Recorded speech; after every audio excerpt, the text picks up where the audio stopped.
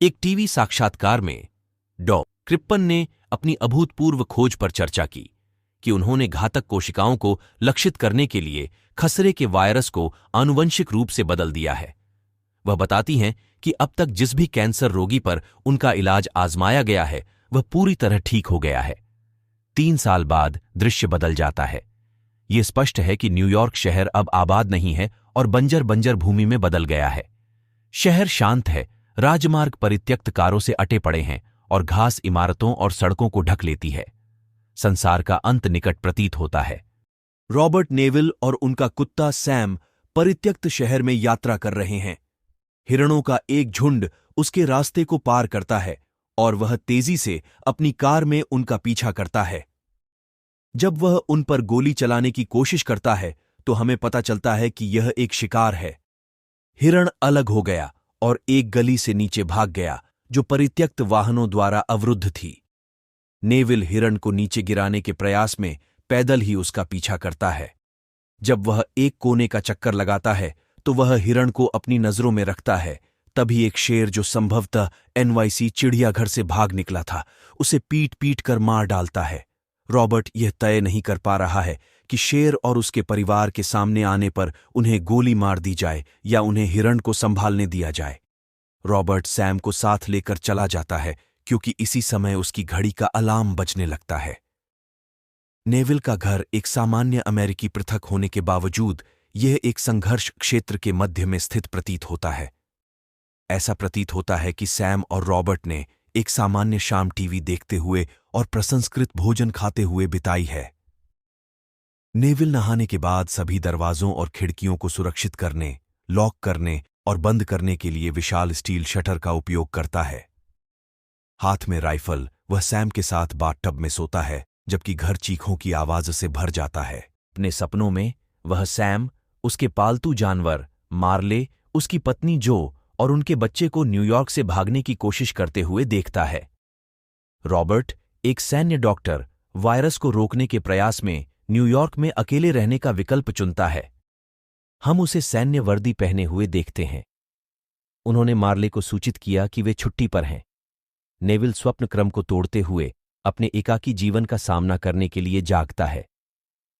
Robert अपने किले जैसे घर में कसरत करता है और तहखाने में उतरता है जहां वह एक मामूली लेकिन अत्याधुनिक प्रयोगशाला रखता है। यह स्पष्ट है कि वह अधिकांश मानवता के विलुप्त होने के लिए जिम्मेदार वायरस के खिलाफ एक टीके के लिए परीक्षण कर रहा है। एक व्यावहारिक उपचार खोजने के प्रयास में उन्होंने कुछ चूहों पर टीकाकरण का परीक्षण किया है।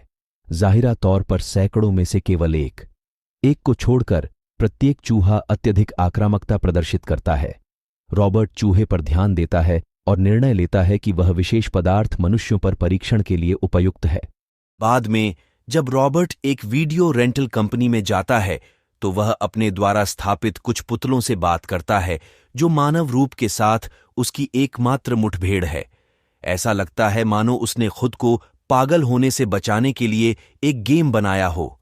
बाद में वह आपूर्ति की तलाश में पास के कुछ कोंडो परिसरों में जाता है और एक कमरे में 2 पालने और दूसरे में प्लास्टिक की चादर से ढका एक बिस्तर पाता है। हम उसकी आंखों में दुख देख सकते हैं क्योंकि वह किसी प्रियजन के खोने पर सहानुभूति व्यक्त करता है।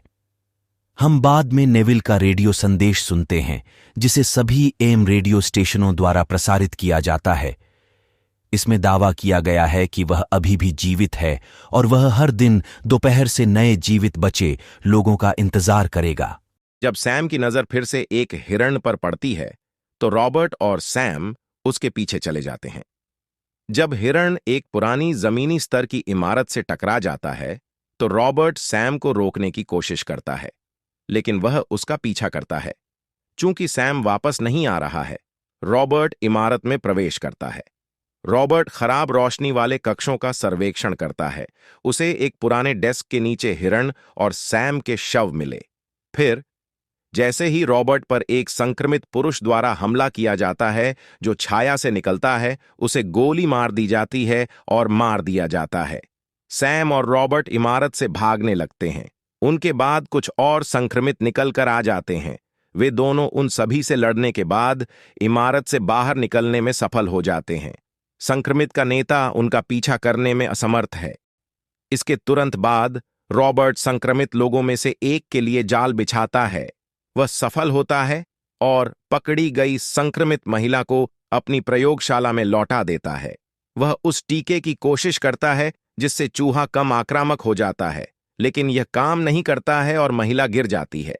वह उसे एड्रेनालाइन शॉट के साथ पुनर्जीवित करता है और इलाज की खोज की उम्मीद में सीरम के साथ प्रयोग करना जारी रखता है। उस रात वह फिर से अतीत के सपने देखता है, जब उसकी पत्नी और बच्चे ने निकासी की उथल-पुथल में न्यूयॉर्क छोड़ने की कोशिश की थी। वह सड़कों पर दहशत का अनुभव करता है, क्योंकि शहर के नागरिक संक्रमित लोगों के नियंत्रण में आने से पहले भागने की कोशिश करते हैं।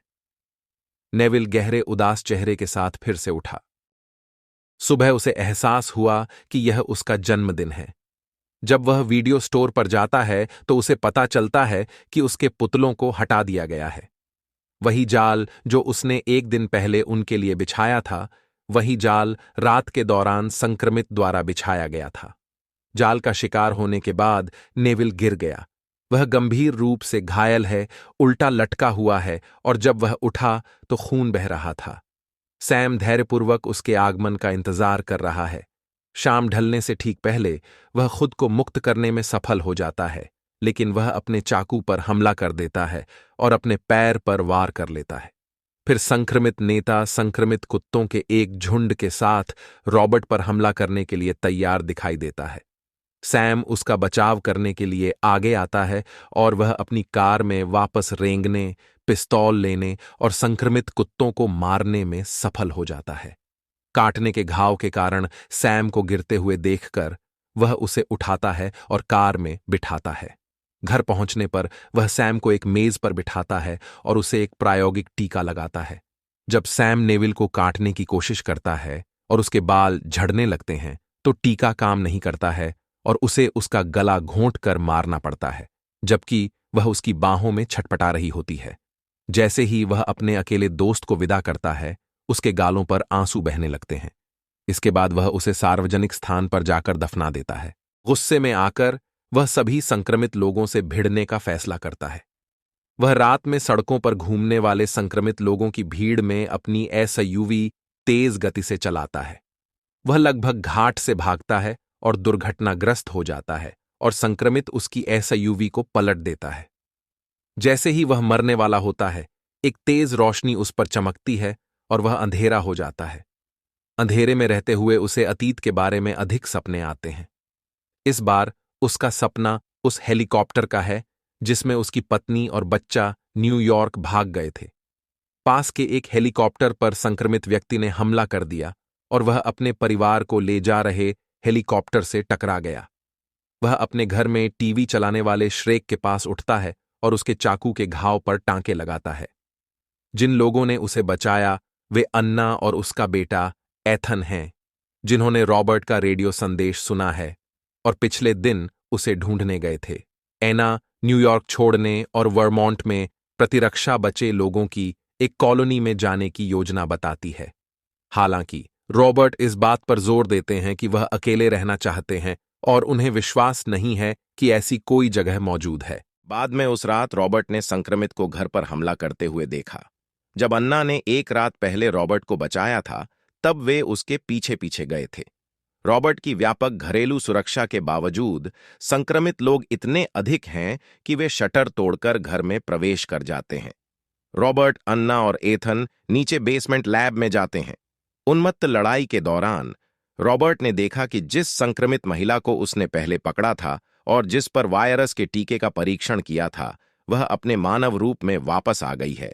वह उसके खून से भरी एक सिरिंज लेता है और एना को देता है। रॉबर्ट और संक्रमित के बीच लड़ाई के दौरान रॉबर्ट को पता चलता है कि जिस संक्रमित महिला को उसने पहले पकड़ लिया था और जिस पर वायरस के टीके का परीक्षण किया था, वह वापस अपने मानव रूप में आ गई है।